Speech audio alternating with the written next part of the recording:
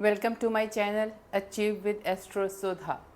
आप सबको एस्ट्रोलॉजर सुधा वाधवा बेदी की प्रेम भरी नमस्ते। आज के एपिसोड के अंदर हम दो ऐसी चीज़ों के बारे में बात करने जा रहे हैं जो कि 21st सेंचुरी के अंदर बहुत ही इम्पॉर्टेंट है। बिल्कुल ठीक समझे आप, एक मरकरी और एक 11th हाउस। मरकरी आप जानते हैं कि जो हमारा इंटेलेक्चुअल का प्लैनेट है, रीजनिंग आउट करने का प्लैनेट है, हमारा बिजनेस का प्लैनेट है, फाइनेंशियल फंड्स को सबको बताने वाला प्लैनेट है, फंड मैनेजर्स, आपके चार्टर्ड अकाउंटेंट्स, कॉस्ट अकाउंटेंट्स, इन सब को जो है मरकरी रिप्रेजेंट करता है। साथ ही साथ जितने भी आपके सोशल मीडिया प्लेटफॉर्म्स हैं, चाहे वो यूट्यूब है, ट्विटर है, फेसबुक है, लिंक्डइन है, आप किसी भी सोशल मीडिया प्लेटफॉर्म की बात करिए, वो जो है वो आपका मरकरी से रिप्रेजेंट किया जाता है। मरकरी बिजनेस का प्लैनेट है और आज के 21st सेंचुरी के अंदर अगर हम बिना सोशल मीडिया के किसी भी चीज़ की इमेजिनेशन करते हैं तो वो आप नहीं सोच पाते, नहीं पॉसिबल हो पाती। चाहे वो आज एक बच्चा हो, बड़ा हो, बूढ़ा हो, कोई भी हो, आज की डेट के अंदर सोशल मीडिया जो है आपकी लाइफ के अंदर बहुत बहुत इम्पॉर्टेंट रोल प्ले करता है और मरकरी एक वो प्लैनेट है जो इसे रिप्रेजेंट करता है। रीज़न आउट करने की कैपेसिटी भी आपको मरकरी देता है। आपके पास डिफरेंट ऑप्शंस हैं, किस ऑप्शन को लेने से आपको बेनिफिट होगा, क्या प्लानिंग करनी चाहिए, कैसे मूव आउट करना चाहिए, ये सब नॉलेज भी जो है वो आपको मरकरी से मिलती है। कालपुरुष कुंडली के अंदर तीसरे और छठे घर को रिप्रेजेंट करता है, जैमिनी को और वर्गो को। तो आपकी जो प्रेजेंटेशन स्किल्स हैं, कम्युनिकेशन स्किल्स हैं, वो सब भी आपको मरकरी से मिलती हैं, जो कि बहुत इम्पॉर्टेंट रोल प्ले करती हैं। चाहे आप जॉब में हैं, चाहे बिजनेस में हैं, चाहे घर में हैं, अगर आप अपने आप को अच्छे से प्रेजेंट कर पाते हैं, कम्युनिकेट कर पाते हैं, अपनी बात को दूसरे तक पहुंचा पाते हैं, तो आपने आधी जंग तो वहीं जीत ली। तो मरकरी एक ऐसा प्लैनेट जिसके बिना आज की लाइफ के अंदर अगर वो आपके चार्ट के अंदर डिग्निफाइड नहीं है या नॉन डिग्निफाइड है, वीक है और आपके प्ले नहीं कर रहा अच्छा रोल, डेफिनेटली आपको you will face lot of things are being missed in your life. अब अगर हम बात करें 11th हाउस की, तो 11th हाउस भी आज की डेट के अंदर जो कि इनकमिंग गेन्स का हाउस है। पैसा, मटीरियलिस्टिक वर्ल्ड, ये जो है 21st सेंचुरी के लिए बहुत ही एसेंशियल है, बहुत इम्पॉर्टेंट है। उसके बिना आप अपनी लाइफ को जो है नहीं इमेजिन कर सकते हैं अगर आपकी लाइफ के अंदर मटीरियल्स नहीं हैं या गेन्स नहीं हैं।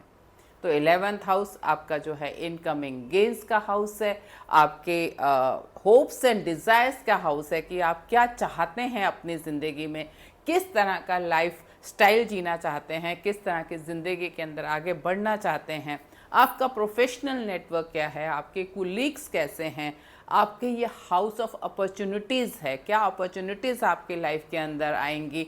और जो कालपुरुष कुंडली के अंदर जैसे कि वहाँ पे जेमिनी और 3rd and 6th को हो रहा है, यहाँ पे 11th हाउस जो है एक्वेरियस से रिप्रेजेंट होता है, यानी कि एक analytical house. Mercury also analytical planet, house is also analytical, business planet, business house, money planet, gains house.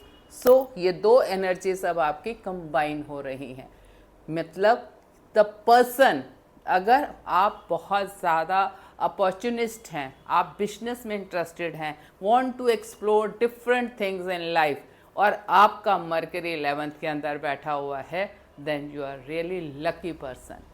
क्योंकि दोनों के दोनों ऐसे चीज़ें, एक बिजनेस और दूसरा भी बिजनेस, और दोनों जब मिल रहे हैं तो वो आपको बहुत अच्छी अपॉर्चुनिटीज़ देते हैं लाइफ के अंदर, जहाँ पे आपके पास मतलब यू कैन से कि such persons they are not made for jobs, they are made for business only, and whatever the things come in their life is taken as an experience, even if they may not grow in the beginning, लेकिन धीरे धीरे जैसे जो जो experiences वो करते जाते हैं उस तरह से वो आगे बढ़ते जाते हैं।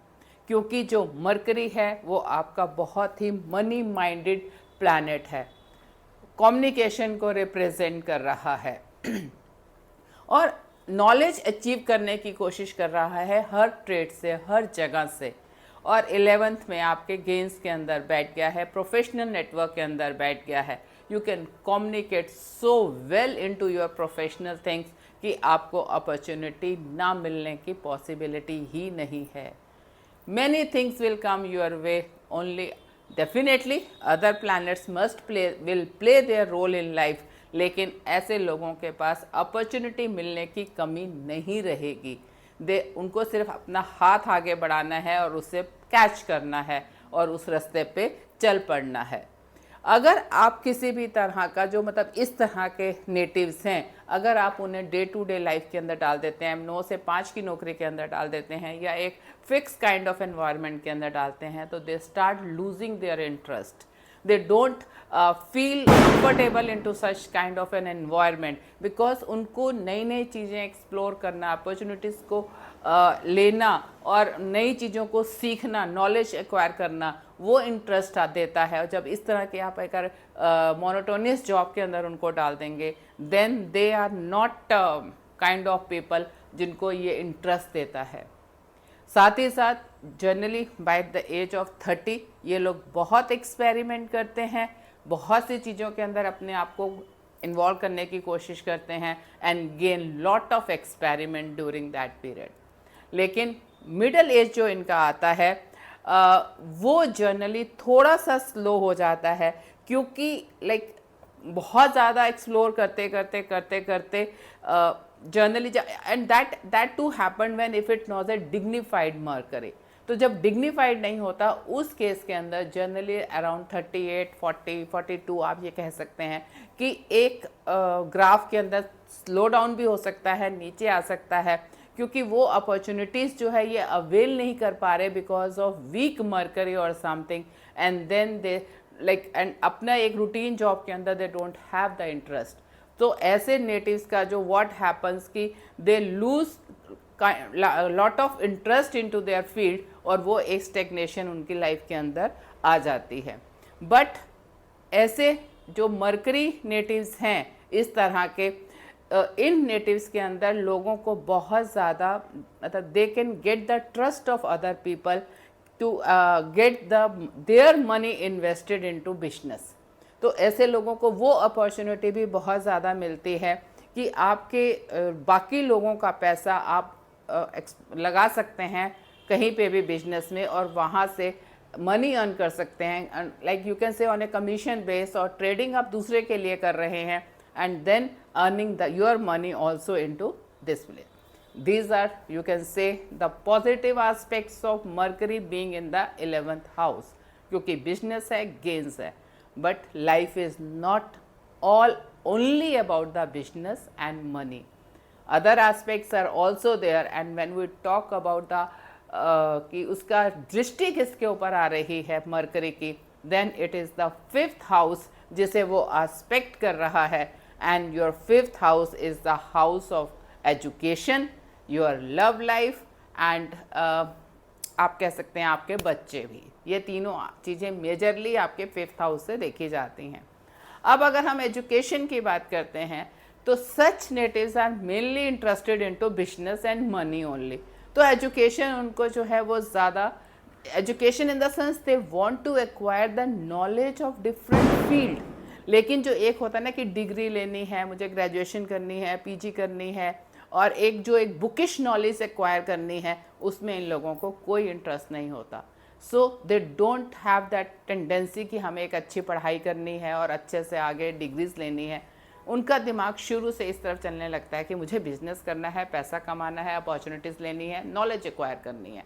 तो such people are generally not good in the education point of view. और अगर हम लव लाइफ की भी बात करते हैं तो मरकरी इस बेसिकली ये मेनली है बिजनेस प्लैनेट या मटेरियल, उसका जो टेंडेंसी है हर समय अपॉर्चुनिटीज़ को देख रहा है, नॉलेज लर्न करने की बात कर रहा है। तो उस लेवल के ऊपर such native generally fail, they are unable to make the balance between that life, एक अपना love life, family life and जो है बिजनेस लाइफ।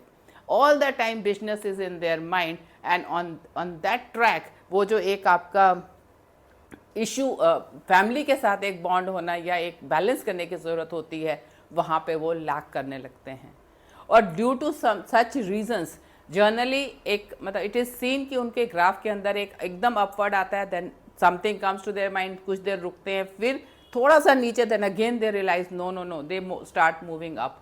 तो एक काइंड ऑफ ग्राफ बनता है, क्योंकि कहीं ना कहीं जो फैमिली लाइफ है वो भी इफ़ेक्ट करती है उनकी लाइफ को, बिजनेस को, चीज़ों को। सो दे नीड सच पीपल, जहाँ वो इतना ज़बरदस्त बिजनेस के लिए वो अपॉर्चुनिस्ट है, लेकिन साथ ही साथ उसको बैलेंसिंग करने की ज़रूरत है। Now we come to the another part, जैसे कि हमने मरकरी जो है वो मेजरली अकेला नहीं होता प्लैनेट। 80% टाइम आइदर सन और वीनस इज विद मरकरी। इस केस के अंदर it means there is a conjunction of planets in the 11th house. Clustering हो रही है आपके 11th हाउस के अंदर, और जब ज़्यादा प्लैनेट्स हैं जनरली इस सिचुएशंस के अंदर आपके जो बाकी प्लैनेट्स हैं वो आपको हर्डल क्रिएट करते हैं, ब्लॉक करते हैं चीज़ों को।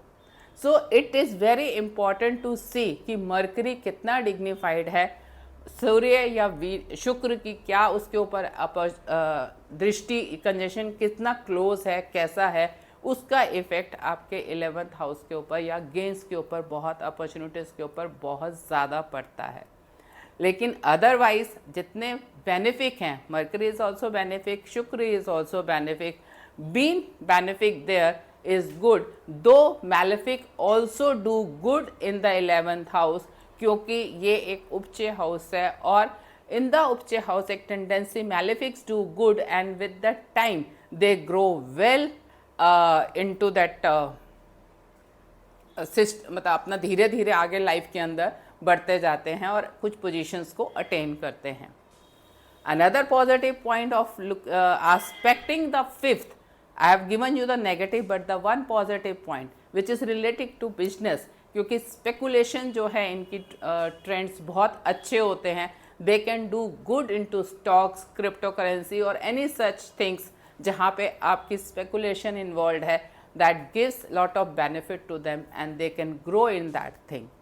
और जनरली जब दो मतलब बिजनेस ओरिएंटेड चीज़ें हैं, या आप कह सकते हैं कि बहुत मनी की बात है, बार बार मनी मनी मनी, तो some time they go unethical unfair means, they use those means to attain, कि हमको कोई भी लेवल को अटेन करने के लिए या जो उनके माइंड में होता है उसके लिए sometimes they take the unethical means also, though we have to see the other planets in the chart. लेकिन if we talk about the business opportunities and money, then you can take this Mercury as the best position for the natives. आशा है आपको ये analysis पसंद आया होगा। अगर आपको ये चैनल पसंद आया तो आप इसे सब्सक्राइब करें, लाइक करें एंड शेयर करें। आपका दिन शुभ हो। धन्यवाद।